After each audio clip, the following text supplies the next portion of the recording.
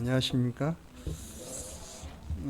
오늘이 벌써 2월의 마지막 주일이고 또 마지막 날인 것 같습니다. 원래 이제 리모델링 끝나면은 지하홀에서 같이 예배를 드리려고 했는데 아직 도배 공사가 좀 덜 끝나서 다음 주부터 아마 함께 예배를 드릴 것 같습니다. 오늘 말씀은 마태복음 26장 1절로 30절 말씀입니다. 요절 말씀은 28절입니다. 한 목소리로 읽어보겠습니다. 시작. 이것은 제사함을 얻게 하려고 많은 사람을 위하여 흘리는 바 나의 피고 언약의 피니라. 오늘 말씀은 예수님께서 이제 십자가를 앞두고 일어난 두 가지 사건을 기록하고 있습니다. 하나는 한 여인이 자신의 소중한 향유 옥합을 예수님께 부어드린 일이고, 또 하나는 예수님이 제자들과 함께 성만찬을 가진 일입니다. 이 시간 향유 부은 사건과 최후의 만찬의 의미를 되새기고 언약의 피와 구원의 은혜를 새롭게 하는 귀한 시간이 될 수 있기를 기도합니다. 예수님은 그동안 감난산 위에 앉으셔서 제자들에게 말세의 징조와 종말에 관해 말씀해 주셨습니다. 그리고 종말을 어떻게 준비해야 하는가를 네 가지 비유를 통해서 말씀해 주셨습니다. 충성되고 지혜 있는 종, 열처녀 비유, 달란트 비유, 양과 염소의 비유, 네 가지 비유를 통해서 말씀해 주셨습니다. 그 예수님은 자신이 받을 고난에 대해서 이제 말씀하시기 시작하셨습니다. 다 같이 그 2절을 한번 보십시오. 예수님은 6월절에 십자가에 못 박혀 돌아가실 것을 말씀하셨습니다. 예수님은 베드로의 신앙 고백 이후에 3번이나 동일하게 말씀하셨습니다. 이렇게 반복해서 십자가에 대해서 말씀하신 이유는 제자들이 예수님의 죽음을 미리 알고 준비하도록 하기 위해서였습니다. 역사적인 6월절을 앞에 두고 종교 지도자들은 무엇을 하고 있었습니까? 가야바라는 대제사장의 간정에 모여서 예수님을 흉계로 잡아 죽이려고 의논하고 있었습니다. 이런 긴장감이 감도는 상황에 한 아름다운 사건이 발생했습니다. 예수님께서 베다니에 사는 나병 환자 시몬의 집에 초대를 받아 식사를 하고 계실 때였습니다. 시몬은 과거 문둥병으로 고생하다가 예수님을 통해 나음을 받고 그 은혜에 감사하여서 예수님을 초대하였습니다. 다 같이 7절을 읽겠습니다. 7절 시작. 한 여자가 매우 귀한 향유 한 옥합을 가지고 나와서 식사하시는 예수의 머리 부니, 이때 한 여자가 매우 귀한 향유 한 옥합을 가지고 나타났습니다. 이 여자는 요한복음에 보면 나사로의 여동생 마리아였습니다. 여인은 옥합을 깨뜨려 식사하고 있는 예수님의 머리에 부었습니다. 예수님은 식사하시다가 갑자기 향유 세례를 받으신 것입니다. 마가복음 14장 13절에 보면 순전한 나드 한 옥합을 깨뜨려서 부었다고 했습니다. 이 향유는 매우 값진 향유요 순전한 나드 한 옥합이었습니다. 순전한 나드는 불순물이 전혀 없는 진짜 향유입니다. 다른 향유가 첨가되지 않는 나드 원액 100%의 향유였던 것입니다. 나드는 주로 히말라야나 인도 지역에서만 나는 감송나무 뿌리에서 추출하는 향유입니다. 그 희귀성과 함께 수입품이었기 때문에 향유 중에서도 최상급에 속하였습니다. 향유는 보통 귀한 손님의 머리에 한두 방울 정도 뿌려주었습니다. 그러나 여인은 매우 귀한 향유 한 옥합을 껴뜨려서 통째로 예수님께 부었습니다. 이는 당시 노동자 1년 임금인 300데나리온으로 약 지금 돈으로 3천만 원 정도 되는 엄청난 돈이었습니다. 당시 향유는 여인의 결혼 지참금이었습니다. 여인은 이를 마련하기 위해서 많은 고생을 했을 것입니다. 돈을 아껴 한 푼, 두 푼 적금을 하여 소중한 꿈을 갖고 갔을 것입니다. 그러므로 이 향유에는 여인의 아름다운 꿈과 진심과 애정이 담겨 있었습니다. 이 향유는 이 여인의 전부라고 그래서 할 수 있습니다. 그런데 여인은 이를 깨뜨려서 아낌없이 예수님께 드린 것입니다. 여기에는 조금도 계산하는 마음이 없었습니다. 여인은 향유를 드리기 전에 먼저 자신을 주께 드렸습니다. 여인은 자신을 주께 드리되 정열적으로 드렸습니다. 희생적으로 드렸습니다. 마음과 성품과 힘을 다하여 드렸습니다. 자신의 모든 것 전부를 드렸습니다. 그래서 여인의 믿음의 향기가 사랑의 향기가 온 방 안에 가득 퍼졌습니다. 여인이 이렇게 드릴 수 있었던 것은 예수님께 자신이 받은 바 사랑과 구원의 은혜가 너무나 커서 이렇게 해서라도 감사의 마음을 표현하고자 했을 것입니다. 누가복음에서 예수님께서 이렇게 말씀하셨습니다. 이러므로 내가 내게 말하노니 그의 많은 죄가 사해졌도다. 이는 그의 사랑함이 많음이라. 사함을 받은 일이 적은 자는 적게 사랑하느니라. 이 말씀의 기초에 보면 많은 죄를 사함 받았고 그래서 그가 이렇게 사랑했다는 것입니다. 마리아는 예수님께로부터 많은 은혜를 받았습니다. 구원의 은혜를 받았고 말씀의 은혜를 받았습니다. 특히 오라버니 나사로가 죽음에서 살리심을 받은 은혜를 체험했습니다. 그래서 나 같은 죄인 살리신 주 은혜에 놀라워 찬양을 하면서 구원받은 감격으로 드렸습니다. 이것은 예수님께 대한 여인의 신앙 고백이요 경배였습니다. 그러면 여인의 행동에 대한 사람들의 반응은 어떠했습니까? 8, 9절을 보십시오. 제 아들은 향유가 방바닥에 쏟아지는 것을 보고 안타까워하다가 나중에는 여인에게 화를 냈습니다. 무슨 의도로 이것을 허비하느냐? 이것을 비싼 값에 팔아 가난한 자들에게 줄 수 있었겠도다. 그들은 여인이 향유를 허비했다고 생각했습니다. 예수님은 이 여인의 행동을 그러면 어떻게 보셨습니까? 인간적으로 볼 때 여인의 행동은 너무나 지나치게 보입니다. 식사하시는데 에티켓도 없이 향유를 부었습니다. 이는 참으로 받아들이기 힘든 부담스러운 행동이었습니다. 그러나 예수님은 제자들의 인본주의적인 생각을 물리치시고 여인을 크게 칭찬하셨습니다. 10절을 보십시오. 예수께서 하시고 그들에게 이르시되 너희가 어찌하여 이 여자를 괴롭게 하느냐? 그가 내게 좋은 일을 하였느니라. 예수님은 여인의 진심을 다 받아주셨습니다. 또한 예수님은 그가 내게 좋은 일을 하였다고 칭찬하셨습니다. 좋은 일이란 아름다운 일, beautiful thing이라는 뜻입니다. 자기를 위해서는 부유하지만 주와 복음을 위해서는 인색한 사람들을 보면 너무너무 추하게 보입니다. 그러나 주와 복음을 위해서 진심을 드리고 아낌없이 자신을 드리는 사람들을 볼 때 참으로 우리는 아름답게 보고 보입니다. 다 같이 13절 읽겠습니다. 13절 시작. 내가 진실로 내게 이르노니 온 천하에 어디서든지 이 복음이 전파되는 곳에서는 이 여자가 행한 일도 말하여 그를 기억하라 하십니다. 여기서 기억한다는 것은 기념한다는 의미입니다. 기념이란 그 정신을 배우고 본받는다는 것입니다. 여인의 행동은 우리 믿는 사람들에게 영원한 귀감이 되었습니다. 우리는 여인으로부터 예수님께 대한 우리의 자세가 어떠해야 되는가를 배울 수가 있습니다. 우리는 주님을 섬길 때 형식적으로 습관적으로 또 마지못해서 섬기기가 쉽습니다. 그러면 주님께서 기뻐하지 아니하십니다. 또 우리의 심령에도 은혜와 기쁨이 없습니다. 영국 캠브리지 출신으로 콩고 선교사로 헌신했던 찰스 스터지가 남긴 유명한 말이 있습니다.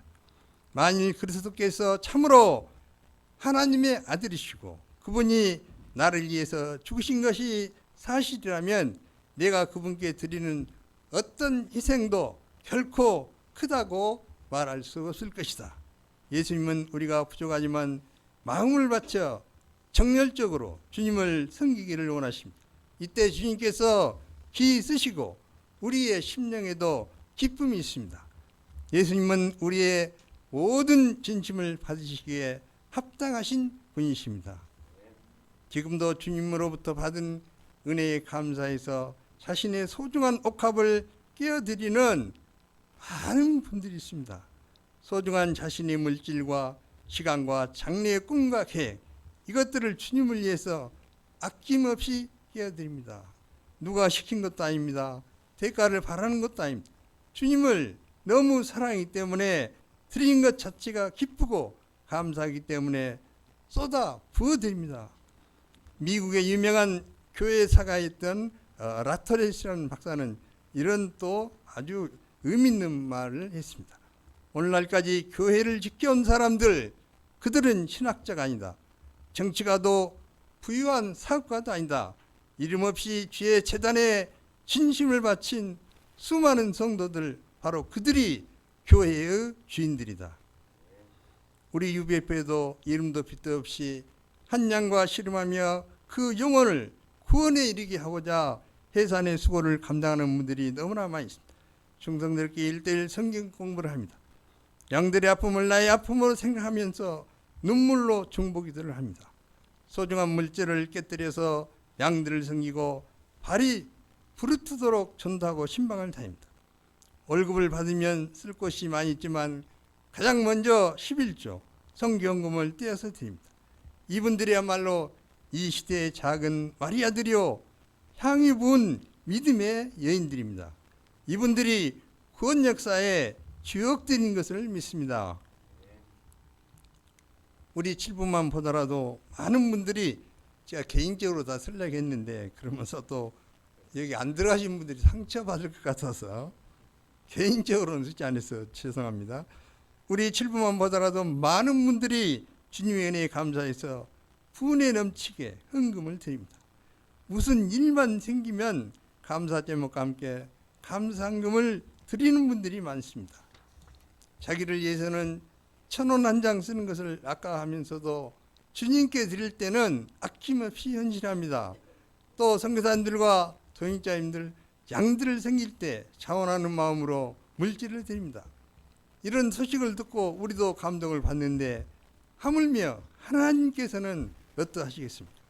고린도전서 9장 6절에 보면 적게 심는 자는 적게 거두고 많이 심는 자는 많이 거둔다고 말씀하셨습니다.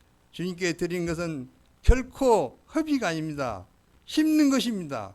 하나님 나라에 저축하는 것입니다. 그것은 언젠가는 반드시 열매로 나타나게 됩니다.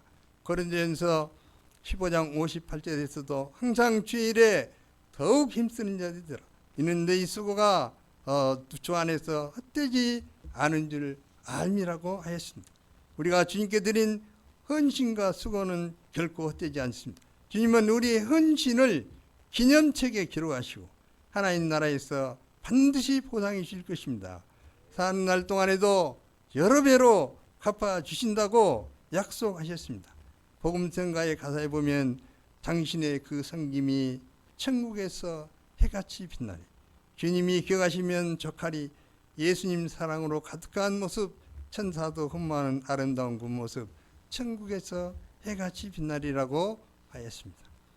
우리도 하나님께서 기회를 주실 때 하나님께 헌신해야 함을 배웁니다. 때가 중요합니다.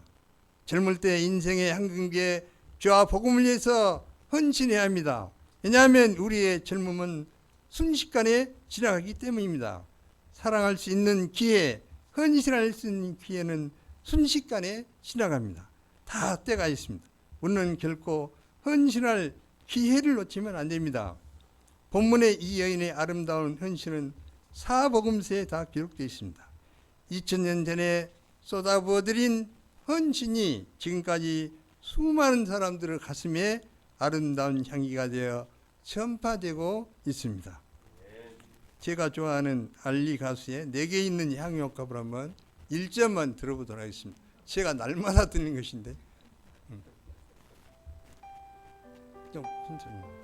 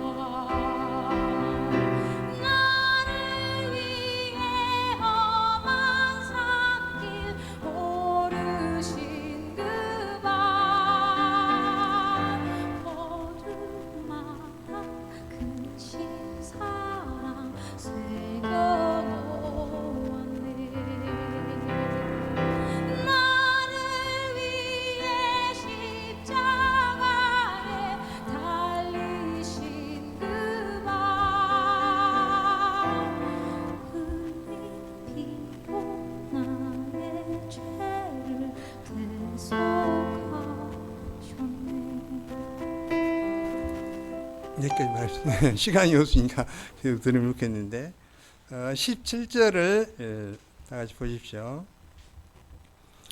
유월절은 이스라엘 백성들이 바로의 권세를 신음하다가 하나님의 크신 권능으로 출애굽한 것을 기념하는 역사적인 날입니다. 제자들은 예수님께 어디서 유월절 만찬을 준비할 것인가를 물었습니다. 이때 예수님은 배반자 가룟 유다를 의식하여서 정확하게 위치를 가르쳐 주지 않으시고 방향만 지시해 주셨습니다. 예수님은 제자들에게 유월절의 영적 의미를 심기 위해서 누구의 방해도 받지 않고 제자들과 유월절 식사 나누기를 간절히 소원하셨습니다. 제자들은 예수님이 시키신 대로 유월절을 예비하였습니다. 20절을 보면 저물 때에 예수님께서 12 제자와 함께 유월절 만찬을 시작하셨습니다. 하나님의 양무리를 섬기느라 늘 제대로 식사를 못한 제자들이 오랜만에 사랑하는 예수님을 모시고 함께 식사를 하게 됐으니 얼마나 기뻤겠습니까? 그런데 예수님은 식사 도중에 매우 충격적인 말씀을 하셨습니다. 내가 진실로 내게 이르노니 너희 중에 한 사람이 나를 팔리라 하시니, 예수님께서 하필이면 즐거운 식사 시간에 이런 충격적인 말씀을 하시는 것입니다. 이는 예수님이 친히 하나님이 예비하신 유월절 어린 양이 되심을 제자들에게 가르쳐 주시기 위함이었습니다. 또한 가룟 유다의 영혼을 불쌍히 여기시고 그에게 회개할 기회를 주시기 위하며 제자들의 마음을 준비시키기 위함이었습니다. 유다도 제자들과 동일하게 예수님께 랍비여 나는 아니지요 라고 물었습니다. 이때 예수님은 내가 말하였도다, 바로 너다라고 분명히 말씀하셨습니다. 요한복음에 보면 가룟 유다는 예수님의 사랑에도 불구하고 끝내 회개하지 않고 떡 조각을 받고 나갔습니다. 유다가 나간 후 예수님은 사랑하는 제자들과 함께 최후의 만찬을 드셨습니다. 예수님이 이때 무엇을 하셨습니까? 두 가지 일을 하셨습니다. 하나는 떡을 떼어서, 떡으로 나왔는데 빵을 떼어서 주시는 것이고, 또 하나는 포도주를 줘서 마시게 하신 것입니다. 그리고 유월절의 영적 의미를 가르치셨습니다. 이것을 가리켜 우리는 성만찬이라고 합니다. 다 같이 26절을 한 목소리 읽겠습니다. 시작. 그들이 먹을 때 예수께서 떡을 가지사 축복하시고 떼어 제자들에게 주시며 이르시되 받아 먹으라, 이것은 내 몸이니라 하시고, 예수님은 먼저 떡을 가지사 축복하신 후에 제자들에게 말씀하셨습니다. 받아서 먹으라, 이것은 내 몸이니라. 그리고 계속해서 잔을 가지사 감사기도 하시고 그들에게 주시며 말씀하셨습니다. 요절 말씀입니다. 27, 28절을 한 목소리로 읽겠습니다. 한 목소리 시작. 또 잔을 가지사 감사기도 하시고 그들에게 주시며 이르시되 너희가 다 이것을 마시라, 이것은 제 사함을 얻게 하려고 많은 사람을 위하여 흘리는 바 나의 피 곧. 예수님은 떡을 떼어 주시며 말씀하셨습니다. 받아서 먹으라, 이것은 내 몸이니라. 여기서 떡을 떼는 것을 영어 성경에는 브레이크라고 하였습니다. 예수님은 자신의 몸을 부셔서 우리를 위한 양식으로 내어주셨습니다. 또 자신의 피를 흘려서 우리의 죄를 사하기 위해서 음료로 내어주셨습니다. 성찬 시간 주님께서 나를 위해 십자가에서 고귀한 몸을 지키시고 보혈의 피를 흘리신 은혜를 마음에 새기는 의식입니다. 여기에는 몇 가지 아주 기억해야 할 중요한 의미가 있습니다. 성찬식은 먼저 기념의 의미가 있습니다. 캐톨릭에서는 성찬식에서 떡과 잔을 먹고 마시는 순간부터 예수님의 몸과 피로 하한다고 화채설을 주장하고 있지만 이는 성경에 근거하고 있지 않습니다. 누가복음 22장 19절을 보면 분명하게 예수님께서 성찬식을 행하신 후에 제자들에게 너희가 이를 행하여서 나를 기념하라고 말씀하셨습니다. 예수님께서 우리 죄를 위해 십자가에 몸이 찢기시고 피를 흘리심으로 우리는 영원한 파멸에서 구원함을 받고 새 생명을 얻게 됐습니다. 우리가 구원의 은혜를 누릴 수 있게 된 것은 우리의 공로가 아니요 오직 예수님의 공로로 말미암은 것입니다. 우리는 이 예수님의 십자가의 은혜를 늘 마음에 새겨야 합니다. 그런데 사람들에게는 은혜를 망각하는 좋지 못한 습관이 버릇이 있습니다. 그래서 예수님은 인간의 제약된 본성을 잘 아시고 성찬식을 통해서 십자가의 은혜를 마음에 새길 수 있도록 하신 것입니다. 즉 기념하라고 하신 것입니다. 그래서 초대 교회에서는 매주 성찬식을 가졌습니다. 성찬식은 두 번째 교제의 의미가 있습니다. 예수님은 떡가지를 가지사 축복하신 후에 제자들에게 주시며 받아서 먹으라 너희가 다 이것을 마시라고 말씀하셨습니다. 한마디로 예수님의 살과 피를 먹고 마시라고 하신 것입니다. 삶을 영위하는 데 있어서 먹고 마시는 것처럼 중요한 것은 없습니다. 먹고 마시는 거 싫어하는 사람 한 명도 없을 것 같습니다. 먹고 마시지 않으면 생명을 유지할 수 없습니다. 아무리 괴롭고 힘든 일이 있어도 생명을 유지하기 위해서는 반드시 먹고 마셔야 합니다. 또 먹고 마시면 힘을 얻을 수 있고 만족과 기쁨을 누릴 수 있습니다. 사람들과 교제를 나눌 때도 먹고 마십니다. 예수님의 살과 피를 먹고 마신다는 것도 똑같은 그 의미입니다. 예수님은 이것을 영적으로 더 쉽게 잘 이제 요한복음 6장 53절부터 58절에서 이것을 잘 설명해 주셨습니다. 좀 말씀이 긴데 두 번에 나누어서 화면에 띄워서 읽어보도록 하겠습니다. 예수께서 다 같이 시작. 예수께서 이르시되 내가 진실로 너에게 이르노니 인자의 살을 먹지 아니하고 인자의 피를 마시지 아니면 너희 속에 생명이 없느니라. 내 살을 먹고 내 피를 마시는 자는 영생을 가졌고 마지막 날에 내가 그를 다시 살리리. 내 살은 참된 양식이고 내 피는 참된 음료라. 내 살을 먹고 내 피를 마시는 자는 내 안에 거하고 나도 그 안에 거하나니 살아계신 아버지께서 나를 보내시고 내가 아버지로 말미암아 사는 것 같이 나를 먹는 그 사람도 나로 말미암아 살리라. 이것은 하늘에서 내려온 떡이니 세상들이 먹고도 죽은 것 그것과 같지 아니하여 이 떡을 먹는 자는 영원히 살리라. 아멘. 우리가 예수님의 살과 피를 먹고 마실 때 비로소 영적 생명을 유지할 수가 있습니다. 또 영혼의 참 만족과 기쁨을 누릴 수가 있습니다. 더 나아가 예수님과의 영적 교제를 통해서 영적으로 건강하고 성숙한 신앙인으로 성장할 수가 있는 것입니다. 성찬식의 의미 세 번째는 언약의 의미가 있습니다. 28절에 예수님은 언약의 피라고 말씀하셨습니다. 언약이라는 것은 쌍방간의 계약이기 때문에 이를 받아들인 자에게만 효력이 발생하는 것입니다. 예수님께서 십자가에서 인류의 죄를 위해서 몸을 지키시고 피를 흘리신 것은 객관적인 사실입니다. 이 객관적인 사실이 나에게 역사에서 효력을 발휘하기 위해서는 이를 주관적으로 받아들여야 합니다.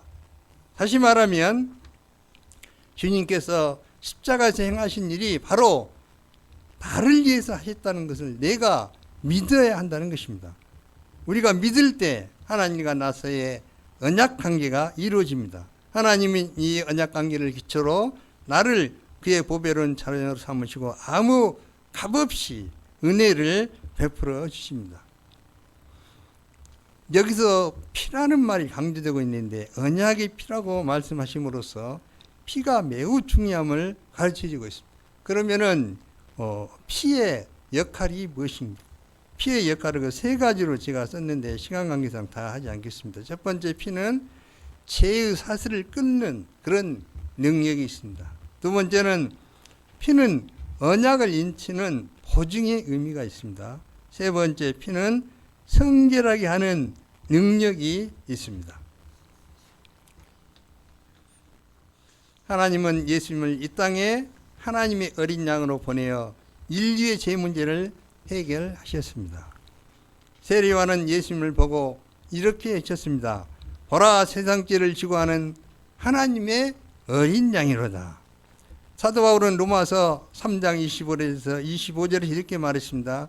이 예수를 하나님이 그의 피로써 믿음으로 말미암는 화목 제물로 세우셨으니 예수님의 피는 죄의 독소를 씻어내고 정결케 하는 놀라운 힘이 있습니다. 예수님은 자기 피로 단번에 영원한 속죄를 이루사 우리의 과거의 죄와 현재의 죄와 미래의 지을 죄까지도 다 속하여 주셨습니다. 그래서 단번에 영원한 속죄를 이루셨다는 것이 중요합니다.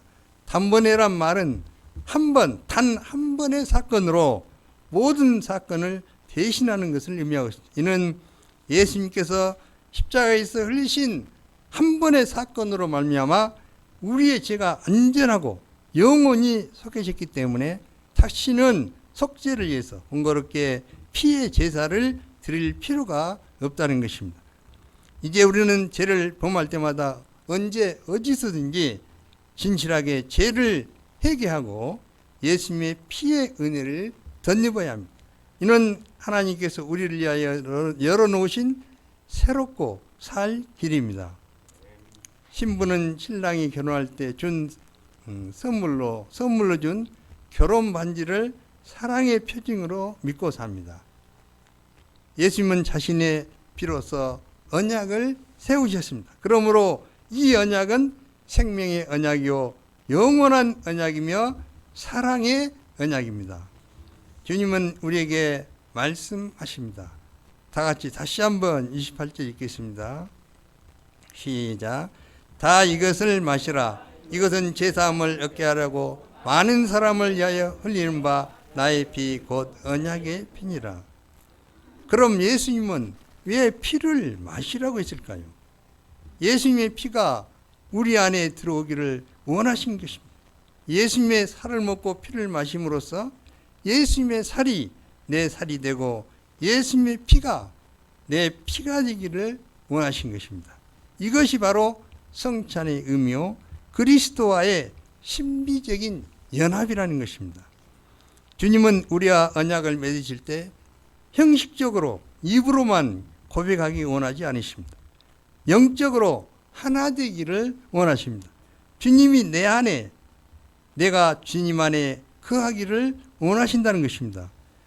그것도 영원토록 주님과 연합되어서 살기를 원하십니다. 갈라디아서 2장 20절을 다 같이 잘하는 말씀을 읽어볼까요? 시작. 내가 그리스도와 함께 그런즉 내가 사는 것이 아니요 오직 내 안에 그리스도께서 사시는 것이라. 이제 내가 육체 가운데 사는 것은 나를 사랑하사 나를 위하여 자기 자신을 버리신 하나님의 아들을 믿는 믿음 안에서 사는 것이니라. 우리는 예수님의 보혈을 수시로 묵상해야만 합니다. 예수님의 보혈 때문에 내 죄가 사해졌다.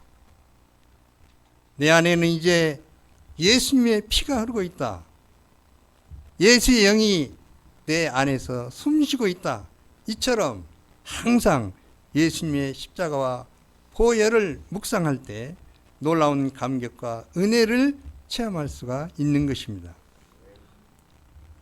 29절을 보십시오. 그러나 내게 노니 내가 포도나무에서 난 것을 이제부터 내 아버지의 나라에서 새 것으로 너희와 함께 마시는 날까지 마시지 아니하리라 하시니라.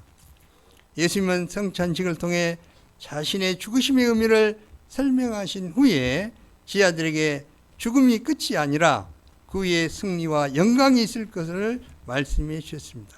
예수님은 하나님 나라에 들어가 그곳에서 새로운 유월절 잔치를 하실 것을 말씀하심으로 제 아들의 마음에 하나님 나라에 대한 소망을 마지막으로 심어주셨습니다. 그 후 그들은 찬미하고 이제 감난산으로 나아갔습니다. 결론적으로 마리아는 가장 귀한 향유를 예수님께 부어서 주님의 장례를 예비하였습니다.